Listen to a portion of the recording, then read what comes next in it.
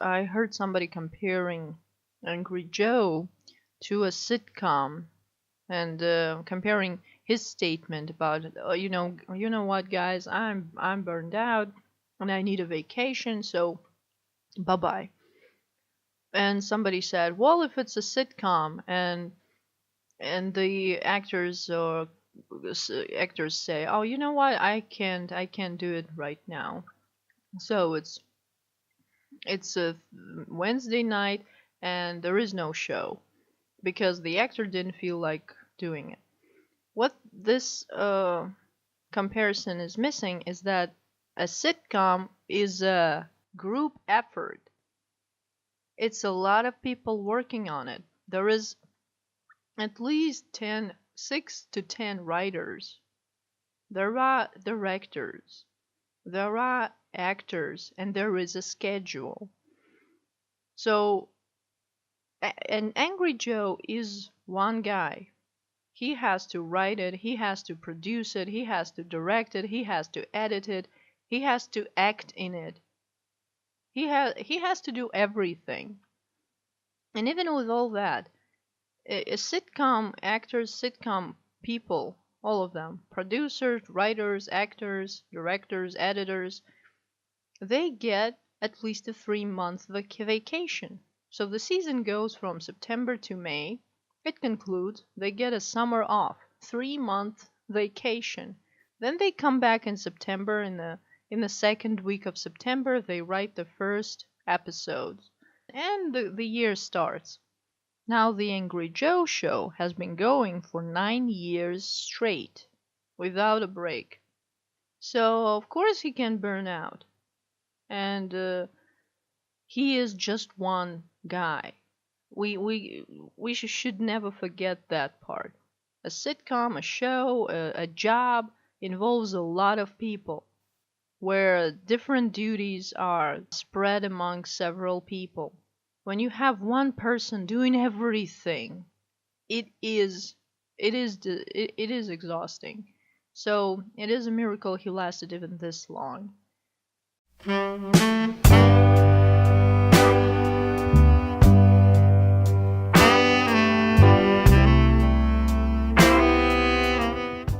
Personally, I unsubscribed in 2015, and I thought that all people who were dissatisfied with him unsubscribed then. Because when I left, it was, I think, the second wave of haters, air quotes, haters in the comments. And I subscribed, I think, in 2013 or in 2014. I'm not sure. And I just remember shortly after I subscribed, I started noticing the comments section and it's going a little bit angrier. The comments were getting whinier about why he doesn't have more content or anything. Why doesn't have more angry reviews? And I was thinking at first I wouldn't pay attention to those comments because loyal Angry Joe fans, they would attack those people and tell them, oh, go watch something else on YouTube. He doesn't owe you anything. He makes free content. And those are valid points, actually. So I agree with those. Then it got to a point that I was already unhappy with this because you see, this is all correct. This is all correct that we kind of are not paying for the content, so we should be happy, I guess, about this whole thing. However, when you subscribe to a person, you get this on the left, you have this panel with your subscriptions. And whenever a person uploads something, right? You see this notification 111. Somebody uploaded something, and you go there. Oh, well, at least I did. Whenever I would see Angry Joe upload something, uh, I would rush over there because I was thinking it's an angry review. And then time and time again, I go there, I see this notification, I click on it, and it's some reaction, some talking from him, some uh let's play, some impressions, first impressions of something. I don't know, there was a lot of shit that he was uploading at that time, started uploading. And it was annoying. I don't I it's just annoying when you want to see one type of content and you run over there and it's something completely different, something that you did not subscribe for. And I wasn't commenting about it because there was enough people tearing him apart for this exact same reason. And I wasn't disliking videos. I just like, I don't think uh, it's it's effective in any way. He's gonna be doing what he wants to be doing, does irrespective of what I do or how I react. But then time and time again this happens and you get annoyed. So I and then right in 2017, a couple of days ago, what happened? He uploaded this video mm, announcing that he's taking a 2 month vacation from angry reviews. He's gonna be putting up movie reviews, let's plays, impressions, trailer reactions, all that shit that nobody likes. Okay, even people who say they like them, I don't believe them. I don't think they like it. Anyway, um, and that pissed off apparently a lot of people. And I'm not saying that I can't say that I'm, because it's not a nice thing to say that you are happy about it, but I'm not happy, I'm amused. I'm more entertained that a lot of people a lot more people are exploding now than they were back in the day when I left, when I finally decided to unsubscribe because it was annoying. Every time you see that thing, you want to go there, you want to click on something, and it's some shit that you did not subscribe to. You did not subscribe for that shit. So I don't even remember. I I remember which video it was that made me unsubscribe because it was the final straw. It was such an idiotic video. It was a Terminator board game, I think. Terminator.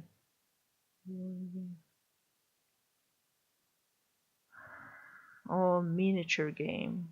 Okay. So, yes, it was August 28th, 2015. And, oh, I disliked this video. Okay. I did not remember disliking it actually. But this is the video that I said, okay, this is enough. That's it. That's it. I'm leaving the channel because I will come back every like once a month. I was hoping that he was uploading once a month at least movie reviews, angry reviews. I would come back to see if he uploaded anything. And nope, I kept returning, and I think that in that period he didn't upload in 2 months, I think. So, well, was my reaction. Yes. Yeah. What the fuck is this? Hey, remember when this channel was about video games reviews? No, me neither. Yeah. Remember when Joe used to review games? Yeah. Just because I'm missing angry reviews. That's my feelings exactly. No angry reviews on this channel anymore. Just some stupid let's plays, uninteresting interviews, and movie reviews. Unsubscribe. Well, yeah, pretty much sums up my reaction. So I thought that was it. That was over, and all the people who were dissatisfied left. Then this happened, and I find it endlessly fascinating because now even more people are on a crusade against Joe's vacation. And I'm not saying he doesn't deserve a vacation. He absolutely does. And I'm not subscribed to the channel anymore, so I don't really have any say, even in some moral sense. In a moral sense, I have zero say in what he does, what he should do, but I still am gonna share my opinion on it because, like I said, I really like what's going on.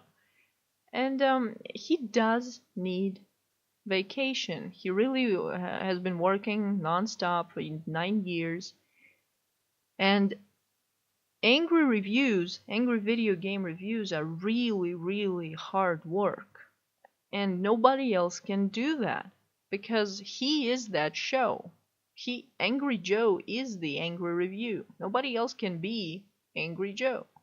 He has his own unique original approach and style and format that he created. He created his own media category, like an angry video game review with some skits, uh, with the visual effects, with the jokes that he writes. So he incorporates stand up, skits, visual effects, and all of that together with the actual review, analysis of the game, his points, his pointing out negatives, positives, and giving the rating. This is almost a variety show. This is a very good, entertaining piece of media, and he knows it. And that's why he has 2.8 million subscribers. That's why I was subscribed to him, because it was original, unique, and it is brilliant. But it is really hard work. He has to play the game through. It's sometimes 5 hours, it's sometimes 20 hours, it's sometimes 100 hours, it's sometimes 200 hours. He has to go through the footage again. He has to make notes where he saw glitches, where he saw something beautiful, where he didn't like something, where he liked something, to make a point, to make generalization about his footage of the game. He has to think of the concept for the review. He has to come up with the skit, what exactly has to be in the review. He has to order costumes. Yes, they're cheap Halloween store costumes, but he has to order them. He has to pick them, order them. They have to arrive. Sometimes takes more time than estimated. So, on top of all that, the hardest part is actually writing the script for the review itself. So, it is a lot of work, it is hard work, it can get hectic. And I'm not saying that he should be putting up like 2 reviews a month. He used to do that. He used to do that. It was incredible. But I wouldn't say that it's reasonable to expect it from him. And I did not unsubscribe because of that. I did not unsubscribe because I couldn't understand that it's hard work and that he can't make reviews every 2 weeks, every day, every week. It wasn't because of that. It was because he started making a lot of shit, a lot of other shit. I know he needs it, even not as work, but as a distraction, as a change of what he was previously doing, to um, to relax. It's a change of the type of work, and it relaxes you, and it provides a certain illusion of rest from the actual hard work. I understand all that. However, like I said, it was very annoying that he every time you come to his channel, and it's something that you have zero interest in. I don't give a fuck about your let's plays or impressions where you're screaming. It's really it's really bizarre how some people don't understand what makes Let's Plays interesting. And they look at somebody else, how they do it. Oh, and they say to themselves, oh, so it's just playing the game and screaming at the screen a lot. That's it, right? No, it isn't. It's just like in South Park when Randy got old and he started hearing the music as shit. Or who was it? Stan got old and got cynical or something. And Randy Marsh, his father, decided to become hip again. And he was like, oh, so kids like shit sounds nowadays.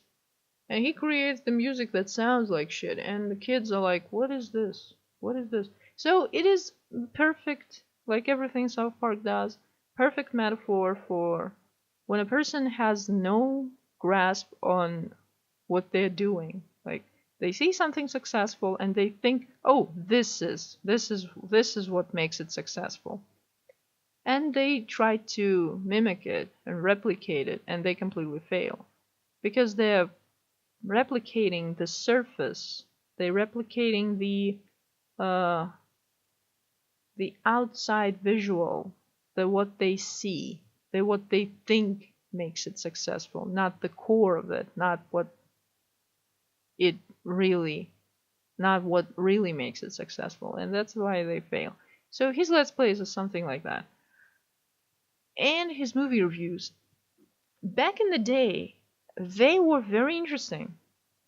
I really liked listening to him talk. But now it's three, four guys rambling on, and I'm not interested in that. And I think even though most of the time he's the one doing the talking, so one could say that um not much has changed because it's still him talking. But something has changed because before it was a continuous conversation with the audience. He was talking directly to the camera, so it was creating the illusion of him talking to me. So now he's talking to these other guys, and for some reason the energy, the fun of the review gets dispersed among those four, so they are enjoying themselves talking about it, but I feel like I'm out of place there. It's just like you are with a group of people who are talking among themselves, and you feel like, yeah, I'm kind of don't belong here. I'm kind of no, I'm I really should go because yeah, this is not. These people are enjoying themselves. I'm not kind of included, so I better go right now. So this is how it feels. When he was doing his reviews alone, it felt like I was invited. It felt like he's talking to me, he's explaining his opinion to me, and it was entertaining and it was fun and it was amusing at times to watch. With his group reviews, or rather impressions, there is really nothing. Nothing. And like I said, it's not about demanding a review every 2 weeks. It's not what pissed me off the most. It's not what pissed me off that he was making one review a month or one review every 6 weeks. It was more like that. No, it wasn't that. But the fact that he would upload unnecessary, uninteresting, subpar content in between his movie reviews, angry reviews. Why do I keep saying movie reviews? And whenever I'd go to the channel, and you really, really cherish that moment when you go to a channel to check the review, the content that you are passionate about, the content that you subscribed for. So it was a bummer, yeah. But I just unsubscribed and that's it. And he brings up this point here. So here he is talking about making the list of that he's not actually making fewer reviews now, and he might be correct. He's not making fewer reviews now than he did in 2016 or 2015. He used to be making a lot of reviews before. And he is saying that I didn't start making fewer reviews. I just started making more content. And I was face palming at that point. I was like, yes, exactly, exactly. You started making more content, more unnecessary filler content that was annoying the heck out of me. That was the problem, your other content. And he was thinking about splitting the channel and leaving this channel for only angry reviews and having a separate channel for all this bullshit, but he knew that there would be peanuts, maybe 300, 400 subscribers, but I doubt it would ever break 1 million subscribers. And he knew that, and he was kind of hesitant to break up the streams. Because of, I think because if you upload only once every 6 weeks, every 8 weeks, the YouTube algorithm stops favoring you in the search in the on the platform in general. So I think from those out of those considerations he decided to keep the channel together. However, so all of that makes sense. It's reasonable. So it's not hurting him. His channel is not in any trouble. So all of this is gonna just blow over. These people are gonna return in September. So he said he is gonna return in September with the angry reviews, video game reviews. What I would say is that would be nice if YouTube had this option of subscribing to only specific type of the content that channel creates. So if I could be subscribed only to angry review and get notification in my panel only when he uploads a video game review, I wouldn't see any problem with this, because that's exactly what the point was. And that's exactly the only thing that annoyed me, was that I was coming for different kinds of content. But if I'm subscribed only to video game reviews, then I know only when he uploads an angry video game review, only then do I get notified by YouTube. And then I go there. However, if I get notifications every time he uploads stupid, subpar, uninteresting, unoriginal, clueless kinds of content like let's plays, reactions, reviews of sorts, I want none of that. So, and I don't get any notification. Then the problem would be solved. I think for many Angry Joe fans as well, it would have been solved.